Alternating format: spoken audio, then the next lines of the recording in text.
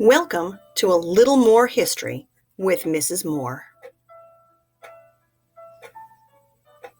Hi, everybody. This is Mrs. Moore. Welcome to Living in the Stone Age. Today, we're going to talk about what life was like during that prehistoric era. You see, I've got a cartoon up here from the Flintstones. It's a prehistoric family. It was what one artist thought life might be like back then. What we're going to do today is we're going to look at the history. What do we know and what can we maybe figure out about life back before 40,000 BCE, a long time ago. Now, this is a flipped lesson, and you have certain responsibilities as we go through this flipped lesson. Tomorrow, you're going to come into class, and you're going to be ready to talk about what living in the Stone Age was like. So having said that, let's go back to the very beginning where we left off. We talked about two separate creations of God in the beginning of time, that there were hominids and that there were humans, and that these two are separate creations. Today, we're going to be focusing just on humans because history is more what happened to human beings. And so we're going to look at what happens once humans become the dominant species. And we're going to look at some of the earliest artifacts and then try to figure out something about life back during these ages. So we're going to call this Living in the Stone Ages. And you're going to ask me, well, Mrs. Moore, why is it called the Stone Age? Okay, well, good question. Historians tend to group civilizations around two or three things. They usually pick one of these three. If they want to pick geography, they're going to talk about the United States or the history of France. Some historians choose to use time, and you might say ancient Greece or modern Greece. Some people choose to use the tools that people use. We're currently in a computer age. We were in an industrial age before that. So when we talk about the Stone Age, we're referring to a time when man used stones as the primary material for making tools. He might have used some other materials, but the majority of the tools that were made and the primary part of each tool made was stone. Therefore, we call this the Stone Age. All right, well, there are some characteristics about this Stone Age, and one of those, which is amazing, is that man takes a great leap forward. I mean, we've seen some early tools before this time. We see some animals, even in today's world, using tools. We see that there's a type of anteater that will put a stick into an ant mound and let the ants come up the stick, and then he will lick them off the stick. So there is a difference between those really, really primary tools and what happens now. And we call this a great leap forward. And we have to ask ourselves, why? And well, during the time of Neanderthals, man begins to move towards innovation and creativity. And we have to ask why. And it's the same cause that we see today. Most of these innovations are based on solving problems.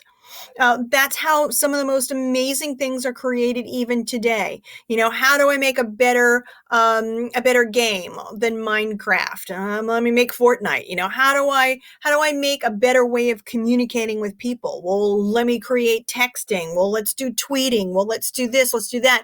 So these problems that we attempt to solve create innovations. But on top of that, we see that man not only begins to create tools and more sophisticated weapons, but we also see that artistic side coming into play, the creativity with creating sculpture and creating paintings and jewelry.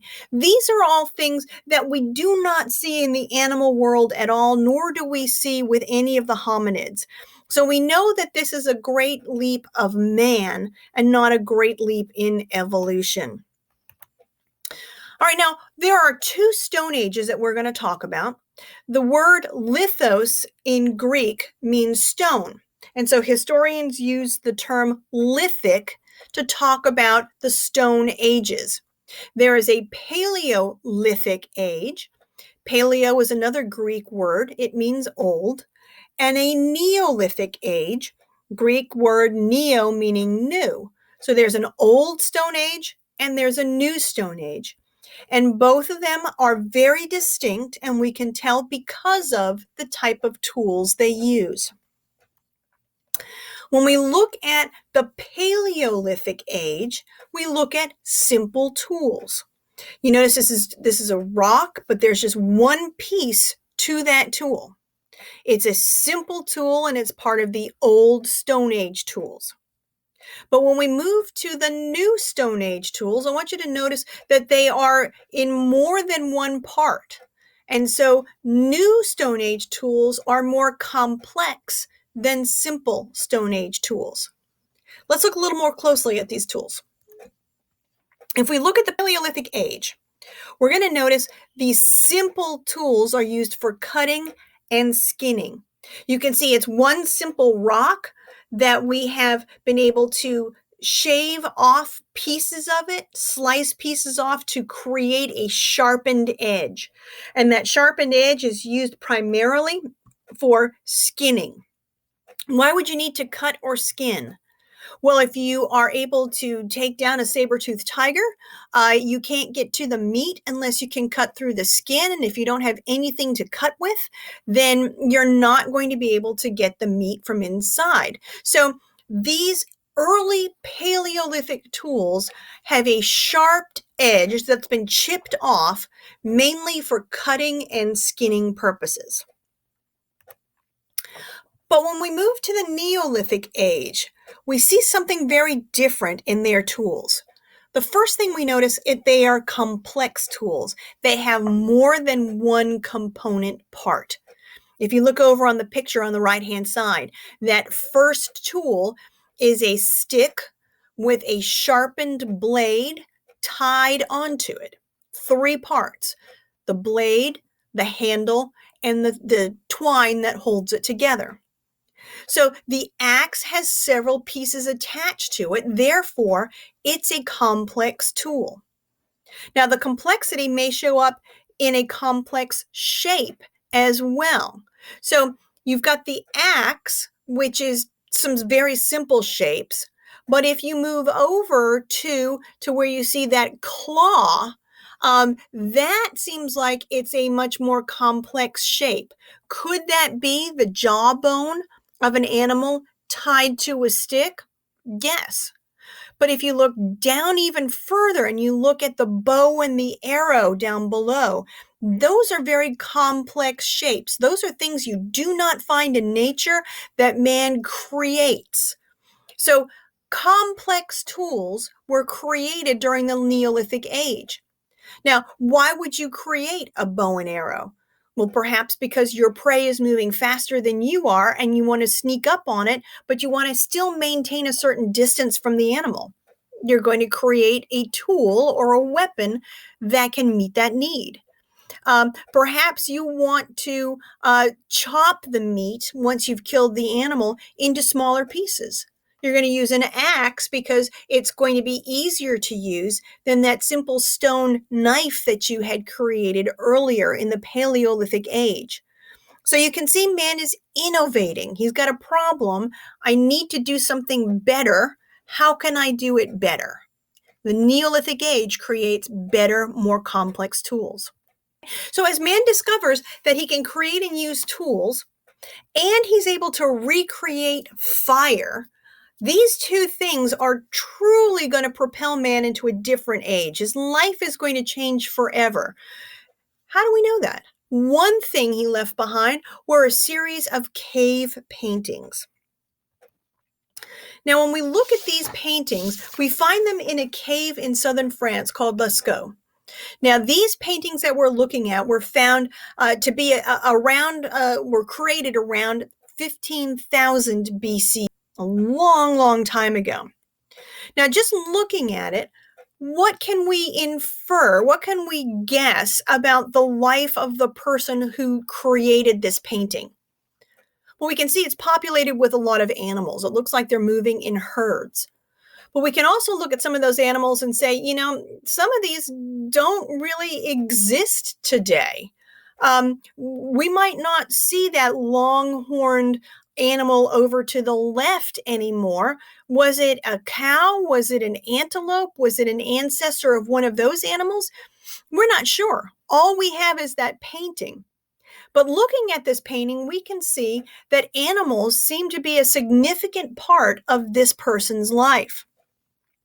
One of the artistic things that we can notice is that this artist actually used the rough and bumpy edges of this rock to create a 3D effect on some of the figures. So we can see the rounded belly of the cow, and that rounded belly is portrayed by an outcropping on the rock. So we've got some interesting facts that are given to us about how people lived, but we've also got some interesting facts here about what they used to create with, how they use their environment to be more creative. Now, here's a painting that is of what we think a large cow, perhaps a bull. We've got the horns on this cow. Those horns we know generally don't show up outside of India, perhaps China. So did this animal migrate? We're not quite sure. I like this particular picture because it shows me something that they would see in their time. And look how colorful it is. It's not just one color. They use several colors to create that picture. This is one of my favorites, a picture of hands that have been silhouetted on the wall. Is this a family? Is this one person? Is this a tribe? We don't know. All we know is that whoever created this was almost screaming out to the world, I exist. I'm here. Don't forget me. And they're showing their handprints on this wall. Fascinating picture. The last one I want to show you is this one, which is a picture of 3 men. Now, they're stick figures. They're kind of like you and I. If I was going to draw a picture, I'd probably draw some stick figures. But from these 3 pictures, we can learn a lot about what people were like in that era we call the Stone Age. We can see that they traveled in groups. We can see from the hands that perhaps it was more than just 3 people. Maybe it was a large family. We can see that these guys are carrying something in their hands. Are they going out on a hunt? And if they're hunting, are they hunting this water buffalo, this cow that we see up above? Putting all of these pictures together, we learn a little bit more about what life was like. And so archaeologists who look at these artifacts that people have left behind, and paintings are artifacts, tools are artifacts, they try to put these together and try to draw a picture based on what they see. Now, your assignment tonight is to, in your book, read pages 8 through 13. You're going to start on page 8 where it says the dawn of modern humans. And you're going to read all the way through page 13, which is going to give you some more examples of some cave art that has been found in the world. And what I want you to do is I want you to take a look at some of those pictures, and I want you to tell me on page 12 and 13, what's one picture that stood out for you and why did it stand out for you? I'm going to start off our class tomorrow by asking you those questions.